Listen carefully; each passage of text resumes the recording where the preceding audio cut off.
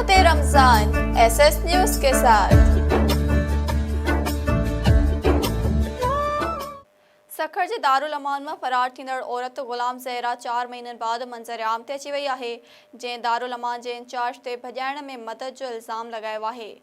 Bureau chief Sukkur एडी घुन्यो मूजिब सखर दारुल अमान में 4 महीना अॻु फरार थींदड़ गुलाम ज़हरा महर समाजी अॻवान शाइस्ता खोसो सां गॾु सखर प्रेस क्लब में प्रेस कॉन्फ्रेंस कंदे चयो आहे त हू दारुल अमान मां भॼी संदसि मुड़ुसु गुलाम मुर्तज़ा वटि करौंडी पहुती हुई। पुलिस नवाब शाह खेसि तहवील में वरितो हो। हिन इल्ज़ाम हयो त दारुल अमान जे इंचार्ज सफ़िया गोपांग फरार थियण में मदद कई, जंहिं 5000 रुपया वठी गेट जूं चाबियूं ॾिनियूं हुयूं। गुलाम ज़हरा मूजिब खेसि दारुल अमान में डिॼारियो वियो हो, उन करे हू फरार थी। हिन दावा कई त फरार कराइण में संदसि मुड़ुस जो को किरदार नाहे। गुलाम ज़हरा चयो त संदसि शादी में वालिदैन राज़ी न हुआ। जेकॾहिं पीउ ऐं माउ अदालत में लिखी ॾियनि त हू वालिदैन सां गॾु वञी सघे थी। गौसपुर जे स्कूल में सोलर प्लेटूं ऐं ॿियो सामान चोरी करण ख़िलाफ़ एहतजाजी मुज़ाहिरो कयो वियो। हिरा स्कूल में 5 सोलर प्लेटूं, यूपीएस बैटरी, पखा ऐं ॿियो सामान चोरी करण ते प्रिंसिपल उस्ताद ज़हूर ओगाही ऐं तारिक भयो जी अॻवाणीअ में शागिर्दनि एहतजाजी मुज़ाहिरो करे नारेबाज़ी कई। उन मौक़े ते शागिर्दनि ऐं उस्तादनि हद जी पुलिस खां मुतालबो कयो त बिना कंहिं देर जे स्कूल में चोरी थियल सामान वापसि कराए मुलविस जवाबदारनि जी गिरफ़्तारी कई वञे।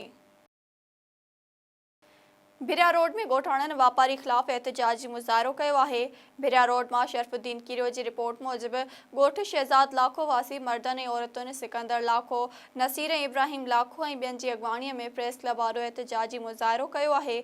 उन मौक़े ते हिननि मीडिया सां ॻाल्हाईंदे चयो त वापारी पुनल लाखो खां वोणनि जी फसल लाइ भाण खयो, जॾहिं त फसल बरसाति सबबि तबाह थी वियो। वापारी ब्याज जा 1.5 करोड़ रुपया लॻाए छॾिया आहिनि। हिननि चयो त वापारी ज़मीन ते ॾोहारी क़िस्म जा माण्हू विहारे न्याणी तस्लीम ते तशदुद करे ज़ख़्मी कयो आहे। हिननि मुतालबो कयो त वापारी ख़िलाफ़ कार्रवाई करे इंसाफ़ ॾिनो वञे।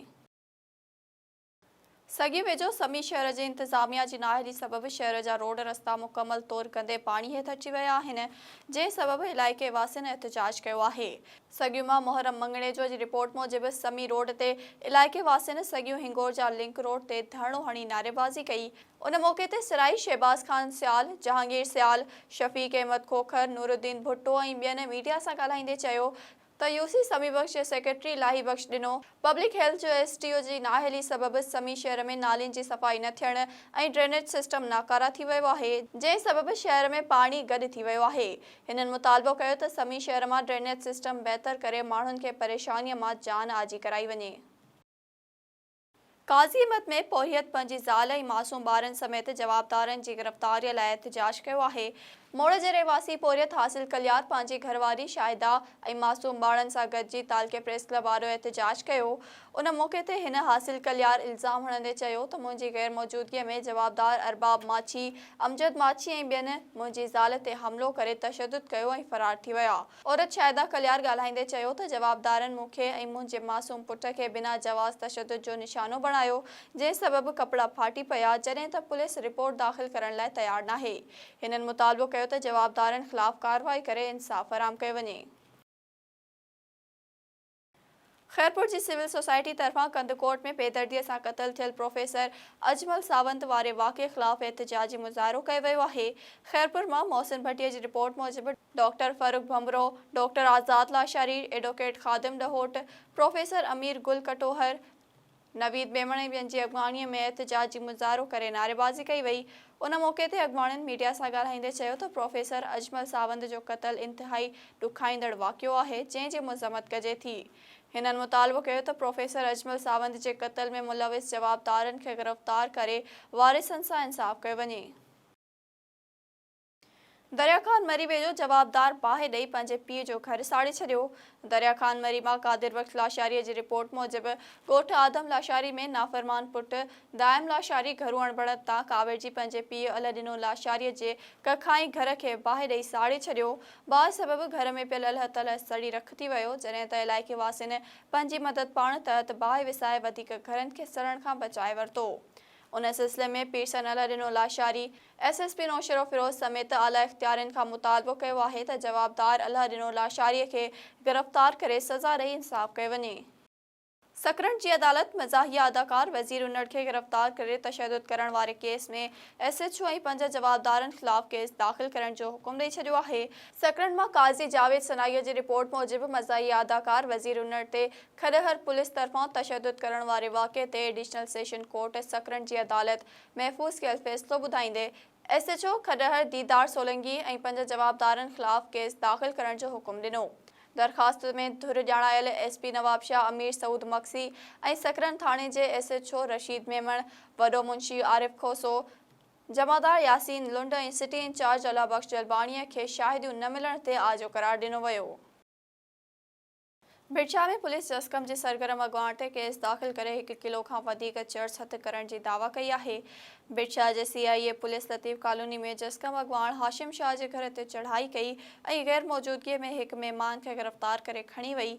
काज़ी अहमद जे महिमान ऐं जस्कम अॻवान हाशिम शाह समेत 3 ॼणनि ते चर्च ॾेखारे भिटशा थाणे ते FIR दाख़िल करे छॾी आहे।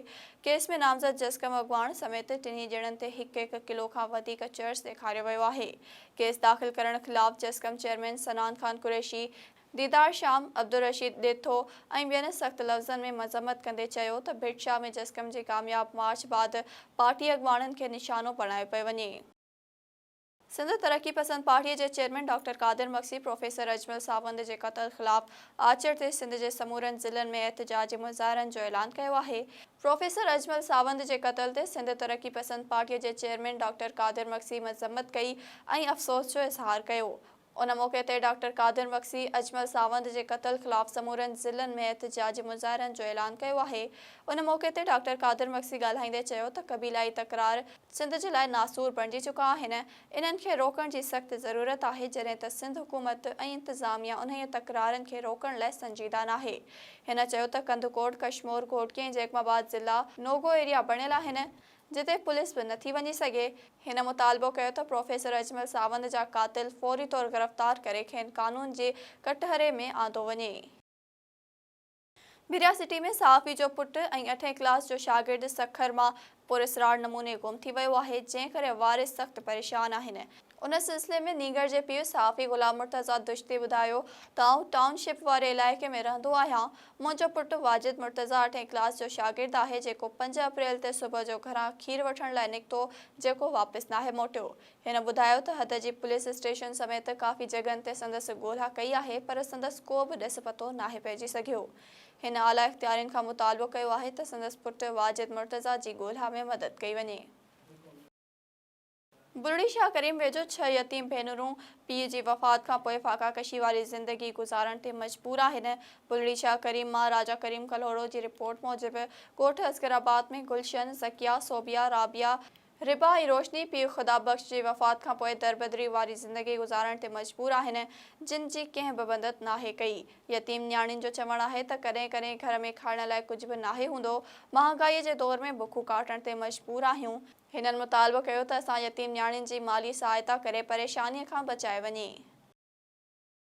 सिंध असेंबली में अपोज़िशन लीडर हलीम आदिल शेख चयो आहे त डॉक्टर अजमल सावंत जो क़त्ल इंतिहाई अफ़सोसनाक आहे। पंहिंजे वीडियो बयान में PTI अॻवान हलीम आदिल शेख चयो त सिंध में ख़राब हुक्मरानी सबबि सिंध जे शऊर जो क़त्लेआम थी रहियो आहे।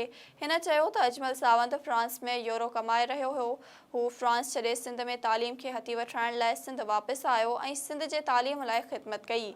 हिन मुतालबो कयो त जवाबदारनि खे गिरफ़्तार करे अजमल सावंत जे वारिसनि सां इंसाफ़ कयो वञे। ठुल में कुछ ॾींहं अॻु मुबैना पुलिस मुक़ाबले में मारिजी वियल शफ़ू उर्फ़ शफ़ीक़ सरकीअ जे वारिसनि पुलिस ख़िलाफ़ एहतिजाजी मुज़ाहिरो कयो आहे। ठुल में सरकी बिरादरीअ जे सवें माण्हुनि शफ़ू उर्फ़ शफ़ीक़ सरकीअ जे वाक़े ते पुलिस ख़िलाफ़ एहतिजाजी मुज़ाहिरो करे टायरनि खे बाहियूं ॾिनियूं। उन मौक़े ते हसीना सरकी, इसहाक़ सरकी ऐं ॿियनि मीडिया सां ॻाल्हाईंदे चयो त असांजे नौजवान मथां दाया बिरादरीअ जे माण्हुनि सजाद दायो ऐं अब्दुल कादिर दायो केस दाख़िल कराए पुलिस मुक़ाबले में मारायो आहे। हिननि मुतालबो कयो त सजाद ऐं अब्दुल कादिर दायो खे गिरफ़्तार करे इंसाफ़ फराहम कयो वञे। टंडो गुलाम अली में श्री हनुमान जो जनम ॾींहुं मज़हबी अक़ीदत ऐं एहतराम सां मल्हायो वियो। रिपोर्टर राजा राठौड़ मूजिबि ठाकुर मोहल्ला में हनुमान जयंतीअ जी तक़रीब कोठाई वई, जंहिं दौरान सत्संग में मशहूर भगत हरसन राम ऐं शिवजी ठाकुर भॼन पेश करे ख़ूब दाद हासिल कयो, जॾहिं त श्री हनुमान जी हयाती बाबति मज़हबी ख़ाका पिणु पेश कया विया। तक़रीब में औरतुनि समेत हिंदू बिरादरीअ जे माण्हुनि वॾे अंग में शिरकत कई। जिन लाइ भंडारीअ जो बंदोबस्त पिणु कयो वियो हो।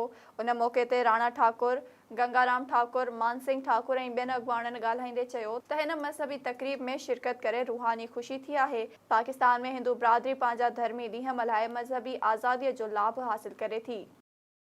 जैकमाबाद जी अस्पताल में इलाज दौरान औरत फौत थी वई, जॾहिं त ॻोठाणनि इंतज़ामिया ते ग़फ़लत जो इल्ज़ाम लॻाए एहतजाज कयो आहे।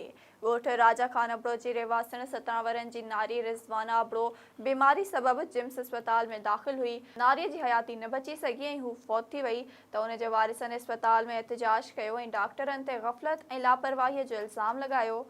फोतुण जे वालिद निसार अहमद अबड़े जो चवणु आहे त संदसि धीउ गुज़िरियल ॾींहं खां हिते दाख़िल हुई, पर डॉक्टरनि ऐं इंतज़ामिया बहितर नमूने इलाज न कयो, जंहिं करे हू फौत थी वई।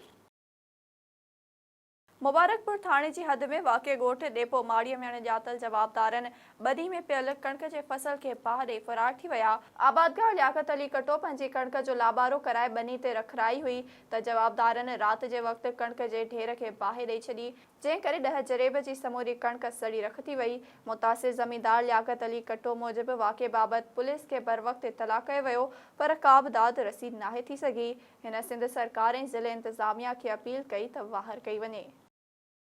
कंदकोट में ए सेक्शन थाणे जी हद में सुंदराणी बिरादरीअ जे हथियारबंदनि हथां शहीद थियल प्रोफेसर डॉक्टर अजमल जे क़त्ल जो केस ए सेक्शन थाणे ते दाख़िल कयो वियो आहे। केस में एजाज़ अली, फरमान अली, राणो, मेंदरो, बख़्त अली, वाहिद बख्श, ज़ाहिद मोहम्मद अली समेत 12 ॼणनि जा नाला शामिल कया विया आहिनि। पुलिस मुताबिक़ त जल्द जवाबदारनि खे गिरफ़्तार करे कैफ़र किरदार ताईं पहुचाईंदासीं। ॿिए पासे शहरी एक्शन कमेटीअ जे ग़ुलाम रसूल मलिक, हुसैन बख्श सूमरो, अमानुल्लाह मलिक एहतजाज कंदे चयो त प्रोफेसर जो क़त्ल न बल्कि पूरी सिंध जो क़त्ल आहे। पुलिस इंतज़ामिया खे घुर्जे त जल्द जवाबदारनि खे गिरफ़्तार कयो वञे ऐं जवाबदारनि खे कैफ़र किरदार ताईं पहुचायो वञे, न त एहतजाज जारी रहंदो।